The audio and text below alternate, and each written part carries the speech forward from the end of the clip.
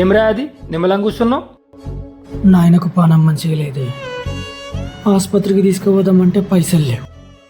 Ration card మీద, Aarogyasri card మీద ఏమన్నా పని అవుతుందా అని ఆలోచిస్తాన్నా. ఒరే తమ్ముడు, అర్జెంటుగా ఒక 20,000 కావాలరా. అంత అర్జెంటుగా నీకు డబ్బులు ఎందుకురా? మీ వదినకి ఒంట్లో బాగాలేదని హాస్పిటల్కి తీసుకెళ్ళాను. క్యాన్సర్ సిమ్టమ్స్ ఉన్నాయట.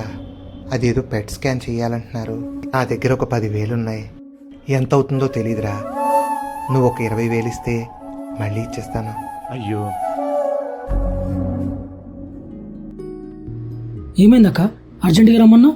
రే, నీకు తెలిసిన డాక్టర్ ఎవరైనా ఉన్నారా? ఎందుకక్క, ఏమైంది? పెద్దనానికి యాక్సిడెంట్ అయ్యి కాల్లో రాడ్ వేశారు కదా, సరిగ్గా సెట్ అయినట్లేదు. బాగా ఇన్ఫెక్షన్ అయ్యి చాలా ఇబ్బంది పడుతున్నారు. నీకు తెలిసిన మంచి డాక్టర్ ఉంటే సజెస్ట్ చేయరా? డాక్టర్ నమస్తే సంపత్ గారు. హాస్పిటల్ ఏరియాలో తిరుగుతున్నారు మీరు? మన రాముగాడికి యాక్సిడెంట్ అయింది, ఆపరేషన్ చేయాలంటున్నారు. చేశారా? లేదు, వాడికి ఇన్సూరెన్స్ ఏమో 2 లక్షలు ఉంది, ఆపరేషన్కి ఏమో 3 లక్షలు ఖర్చు అవుతుంది అంటున్నారు. ఏం చేయాలో అర్థం కావటం లేదు.